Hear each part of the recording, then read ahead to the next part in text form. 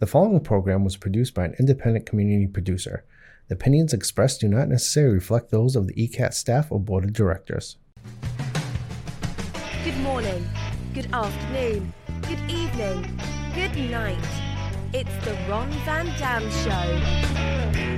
Hold on tight, things can get a bit weird, if you like that sort of thing.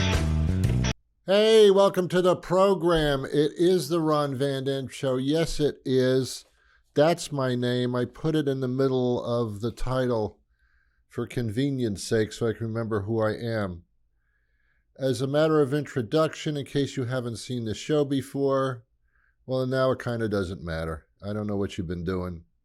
I've been doing this for 30 years, not sitting in the chair, but I'm doing radio and television for 30 years, so I figured, why not? Why not do this? Once a week, I come into the studio, I sit in the chair, and I talk so you can see my mouth move and my hands move.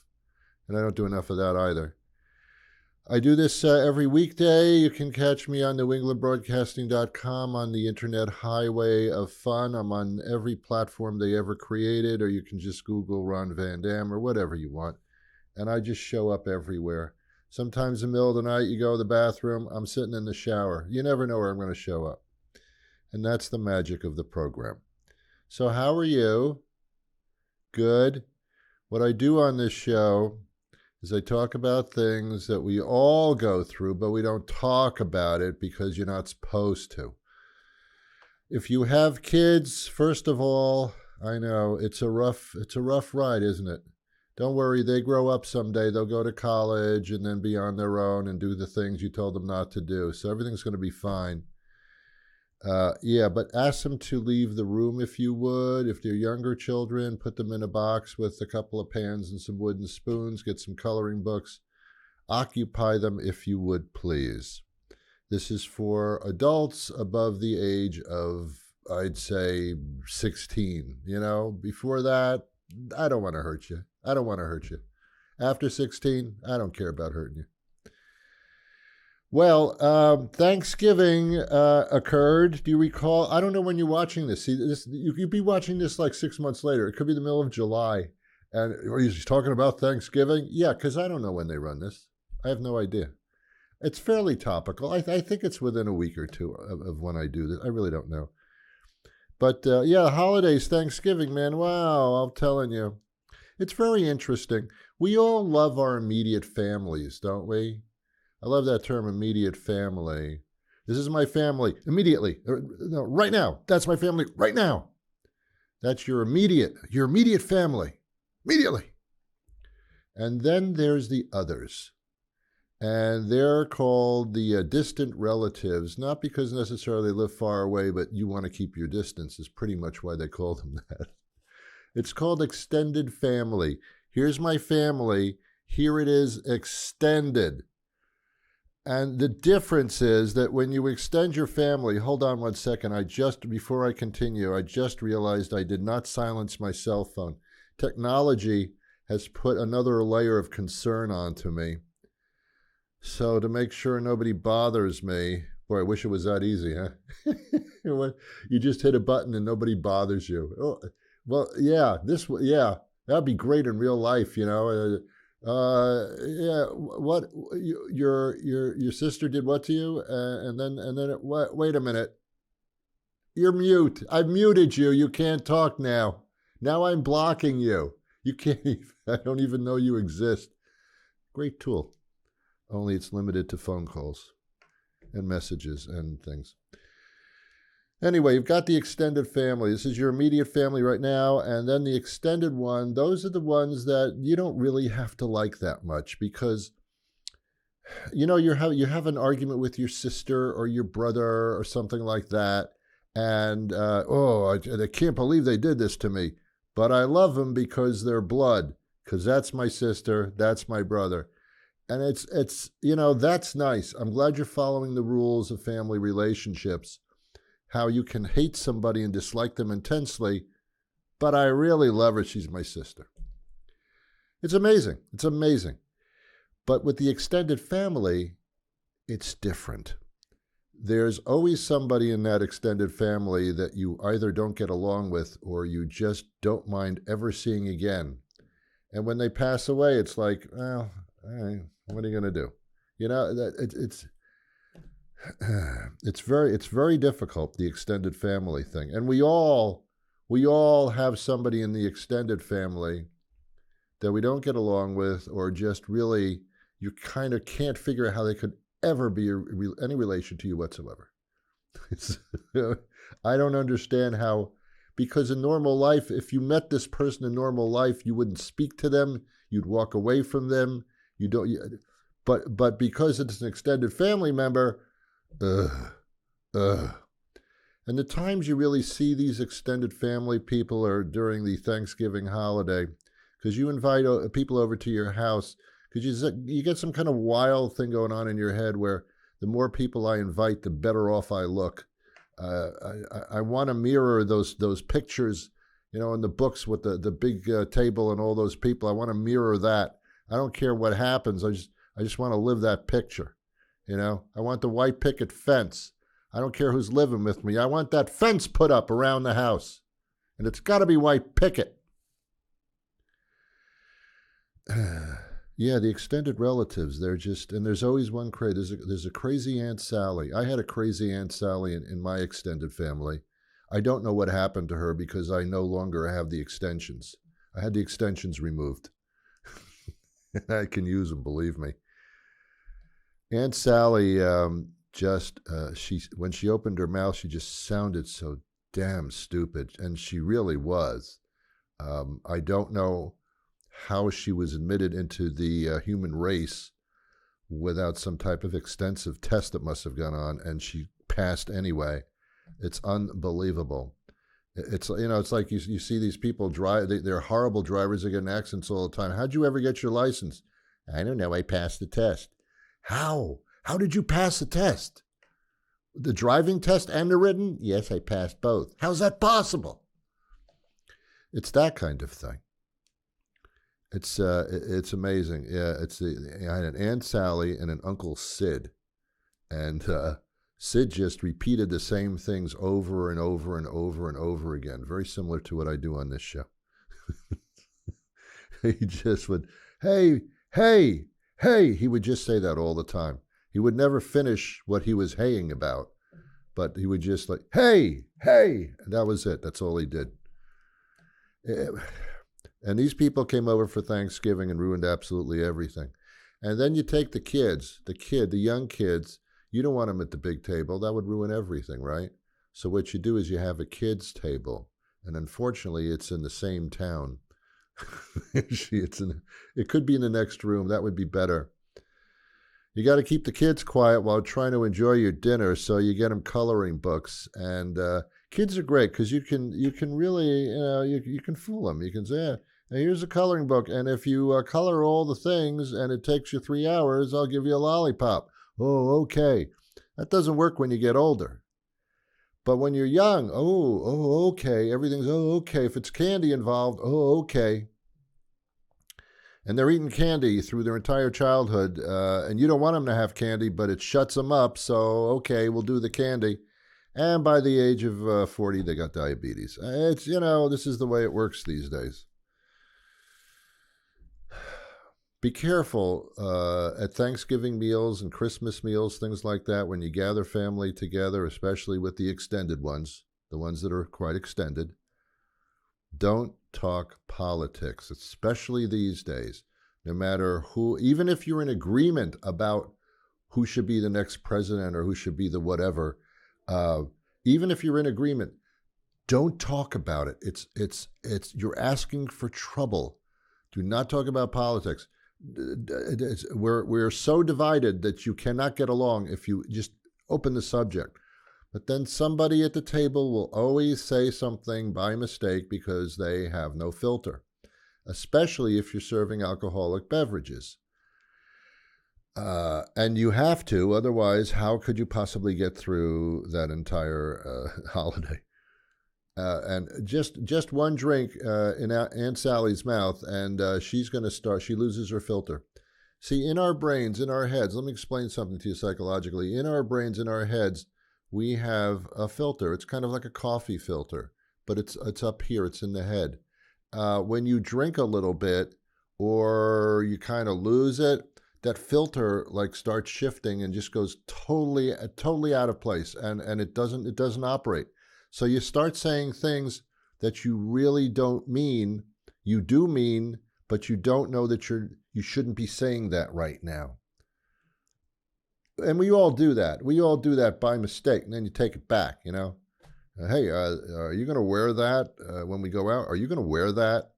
Yeah, see, don't do that. Don't do that. Let them wear it. Shut up. Just shut up. How do you get through life in a relationship? Anybody? Just shut up. That God, if anybody just understood anything I've been saying for these decades in my Eras tour, just shut up. It's so much easier. Yes, when you shut up, you are squelched. You can't say what's on your mind. But consider the alternatives. It's a life of hell. Just shut up.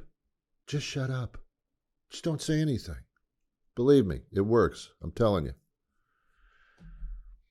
So I've started my gift shopping for the holidays.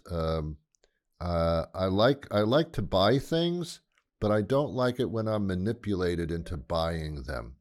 These television commercials, these telemarketers, these phony ads, and when you get the product, it's nothing like what they said. I can't. You go on the internet and, you know, do you want to lose weight? Here's a short video. And you start watching the video, and it's like 5 hours long.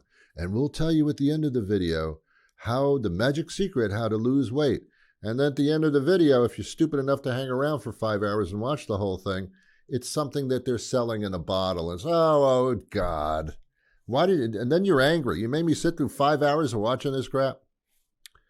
We're manipulated to buy things. That's the holiday season. I know it's supposed to be loving and all that, but it's manipulation by marketers to make you buy something. It's awful. I sometimes get confused about Pandora. You familiar with her? She, Pandora is a streaming music service. My podcasts are actually on Pandora on a daily basis. So that's nice. And then there's another Pandora, same name. It's a jewelry store. And I get so confused. It's so odd. Where am I going? You're going to do Pandora? Yeah. Oh, you're going to stream music? No, I'm going to buy jewelry. Oh, my God. Same name, different items. I don't know. I'm trying to warn you, just make sure your filter's in place, especially if you drink. Make sure it's in place. You got to have that filter. So Pandora, was it Pandora that had a box? Yeah, I think it was. And inside the box were demons and dark places and horrible snakes and things. And Pandora, not knowing what was in it, because she was so curious, she wanted to know what was in that box. And she opened the box, and everybody was saying, "No, Pandora, don't know, Pan." They called her Pan for short. Pan, don't open the box, Pandora. You're going to release the demons into the world. Yeah. And she opened the box, and sure enough, all the demons came out, and then they started doing things, and everything was horrible. And so we use that term, you know, that's Pandora's box. Don't open that up. She doesn't want you to open her box. Double entendre. I use a term frequently, and I think it's even better, and that has to do with toothpaste. Did you ever try, you squirt the toothpaste out of the tube or the container, and you put it on the toothbrush? Did you ever try to put the toothpaste back in the tube? Oh no! Oh, I forgot. I didn't want to brush my teeth. Let me put the. You can't do it. You can't put the toothpaste back in the tube. And I use that as an example in life. You know, be careful what you say. Be careful what you do, because you can't take it back. You can't put the toothpaste back in the tube. And well, Ron, you're right. You're right. And I'm known for that. Big deal. So it's gift giving time. We all know that when you give gifts, it's not so much the fact that the person is excited to open the gift. It's more so your enjoyment of giving the gift. And I know, tell me if you do this. You give somebody a gift, like it's Christmas or Hanukkah or whatever, and they open the gift and go, "Oh my God, how did you know?" And they're so happy. And what you do is you stare at that person's face, because seeing the glee that you've created on this person's face is basically your gift. It's a gift to you, but there's nothing wrong with that, because it's everybody wins. You're happy because you see the happiness on their face, makes you feel good. They're happy. They've opened up Pandora's box and they're getting a scarf, and they're happy about that. Do you do this during the holidays? Someone gives you a gift and it's not something that you want at all. Either you already have it, or it's just like, "Oh, this is hideous. I don't even want this thing." But filter kicks in, the filter in the head, and you say, "Oh, how did you know? This is oh my God." Yeah, you do that, don't you? Yeah, I do that too. And then you throw it out. And then the person's gone. You throw it in the garbage. That's about it. But you make sure they don't see it in the garbage. You got to do that too. You got to be smart. You got to have a filter, and you got to be smart with the filter at the same time. That's what we do. You know, you got to make other people. You can't be honest. What I get for gifts a lot, because anything I want, I buy it, or I take it when nobody's looking anyway. When someone gives, this is all I ever get. And this is a guy thing.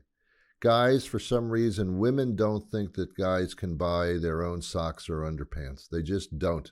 They just feel every man, no matter who that man may be, even Elon Musk. What are you going to give him for a gift? Socks and underpants. Because for some reason, a guy... Now, I've bought socks and underpants for myself before. I'm capable of doing it, and I have done it. But women don't feel that that is a possibility. So that's the go-to gift. And you get it every year, don't you? Either for your birthday or during a holiday. You open up the package and, "Oh my God, underpants. Thank you. How did you know?" How did you know? I wear them every day. What are you talking? How did you know? How did you know I wear underpants? This is amazing. And socks. And the two socks match. How did you know? How did you know? It's absurd. Women are kind of easy to shop for because they tell you what they want without telling you. And if a guy pays attention, there are plenty of clues to what they want. You got to listen. And then if you get them something that they dropped a clue about, they will love you forever. And they'll remember that the rest of their lives, because they're like that. Women are like elephants. I don't mean that. Filter didn't work. Filter did not work on that one. Women are like elephants in the sense that they don't forget. How do we know an elephant doesn't forget things? How do you know that? How do you know? Do you have an elephant? How do you know that an elephant doesn't forget? How do you know that? Do you ever see an elephant like at a zoo walking around outside and in the fenced area, and then the elephant goes into the building for a second? How do you know the elephant doesn't walk in the building and go, "Why did I come in here? I can't remember. I know I wanted to come inside the building. Why? Why did I come in here? I can't remember. What was I going to do in here? Was I, wow. How do you know elephants don't do that? We don't know. But we go by these little phrases because someone made them up and someone's got to use them. But women are like elephants, and like with the big trunks. Women are like elephants because they don't forget. And if you do something that they consider to be sweet and amazing, that's it. That's your ticket. We're done. We're done. We're done after that. It's true. I used to buy perfumes for women when I was younger because I thought that they wanted to smell good. And I would buy the perfumes that smell good to me because how else would I know what's going on? And after I bought these perfumes for these girlfriends when I was dating way back, they would always go, "Oh, thank you. Oh, this smells wonderful." And then we would go out on dates and she would never smell like that. She would never wear that stuff. So I knew that it really doesn't matter what I get her because she's not going to wear it anyway. But she appreciates the fact that I think that she needs to smell better for some reason. I like going to the department stores because they consider themselves to be such professionals, right? You walk into the big department stores like Bloomingdale's or Saks or something like that, and they actually have women, usually women, dressed in lab coats like they're technicians, and they've created these potions and magic perfumes. And yes, I've been in the laboratory all day, and then I come into the store to sell you what I've put in the bottle. I mean, why are they in lab coats? What are they doing? Are they curing diseases and then they go to the department store just for fun, for some extra money? Why are they wearing lab coats? They do that at furniture stores too. There's a place near where I live called Jordan's Furniture. Are you familiar with this? These people, I guess, buy furniture from Jordan. And they actually have that. And you walk in and they have a sleep area and they call it the sleep lab. Well, isn't sleep lab when you you can't sleep and they put tubes on you and stuff and EKGs? No. When you want to buy a mattress, you walk into this area of the furniture store at Jordan's and they have these salespeople dressed in lab coats. What are you experimenting on? Mattresses? We're sleep technicians is what we are. No, you're not. You're salespeople. You're not sleep. You couldn't technician a mattress if you tried. Yes, I'm a sleep technician. I'm Bob. What's your background? Where'd you go to school, Bob? Didn't go to school, but I'm a technician. I know everything there is about mattresses. And what I don't know, let me introduce you to Bridget. And I thought this persuasive girl was going to come out in the major lab coat and try to sell me a mattress. But Bridget apparently is a machine. And Bridget knows more than the people in the lab coats at Jordan's Furniture. So they put me, I stand up against this board, which is a machine, and it tells me which mattress is best for me. Okay, here's the deal, Bridget. I'm just going to lie on all of them with my dirty, filthy body, and I'll pretty much decide which mattress I want, honey. Okay, fine. And I'm sorry I called you honey, but you're a machine. I think I can get away with that without going through HR, going through all that stuff. I mean, how ridiculous do you think you look in this lab coat in a furniture store trying to sell me a mattress? What don't you have any? Do you ever look in the mirror and look at what they're making me wear? A lab coat. It's crazy. It's crazy. Everything's crazy. When I was when I was dating way back then in the 16th century, I worked across the street from a Bloomingdale's. It was on 60th Street and First Avenue, I think it was. Yeah. And there was a Bloomingdale's there, and I worked across the street at a movie theater. I was a movie theater manager there. So I would meet people, and then I would go out on dates. And before I did, because I didn't want to wear cologne all day at my job. And back then, people wore cologne and perfume. It was they don't do that much anymore, but back then everybody did that. a lot. So if you're going out on a date, you have to have a scent. You have to have a smell. So I would walk across the street to Bloomingdale's, and they would have all these women in lab coats, and they would stop me, and they had all these perfumes and colognes that had these one-word names that were just adjectives. Hey, have you tried passion? No, I have not. I'm going to try some passion. Have you tried essence? No. How is essence different from passion? Different letters in the title. Other than that, not much. Have you tried musk? No, I haven't. Have you tried significance? Stop it. Stop it with the adjectives. But I would get sprayed. I would walk through, and then if I liked something, if it smelled okay, I would say, well, let me try that. And then I'd go out on a date, and I'd smell wonderful. And I never had to buy a bottle of cologne ever. I just walked through a department store. I'll tell you how cheap I was when I was younger, because I didn't have too much money. They used to send the scratch and sniff scents in the magazine. I don't know if they still do that, but back then they did. And they would, here'd be like the magazine, and that smells good. Okay, all right now, all right. And I'd go out on the date, and she would say, wow, you smell wonderful.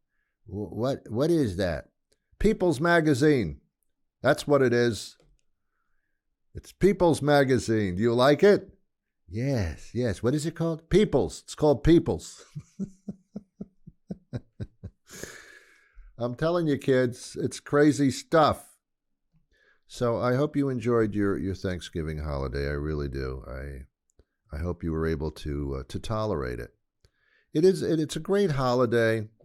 I think the holiday was started by Jesus and the disciples. Now I'm not going to get religious on you, but I think that was the first gathering of people at a table. Now they weren't celebrating Thanksgiving because that would be impossible at that time.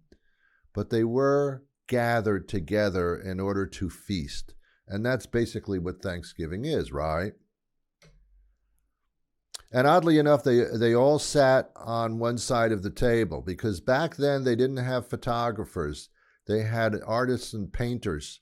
So in order to get a picture of them eating together, they would all have to sit on one side of the table, which they did. Jesus was in the middle for obvious reasons. And they'd have to sit there like for 5 hours while the painting was going on, and they couldn't move. So it was a lot back then. It was a lot to get an image, of a picture of yourself. It took 5 hours of just sitting there. When can we eat? He's almost done. He said 5 hours. It's like 4 hours and 53 minutes. We're going to eat soon. The food's getting cold. It was cold like 5 hours ago. I know, but I want a picture. Those disciples, I think they were the disciples. I don't know. I didn't read the whole Bible because I had to go somewhere. But I don't know if it's in the New Testament or the Old Testament or the New Testament. I get confused. They kept updating it. It's like software. Only they didn't have computers, so they had to update it in books and things like that. Yeah, they wrote on. They put things in scrolls. Those were the really long books, the scrolls, similar to a CVS receipt, kind of the same thing. CVS, you guys kill me, you really do. Consumer value stores. Okay, that's what you think. No, they're great, actually. I like CVS. They have my drugs. So there you go. All right, look, that's enough of this.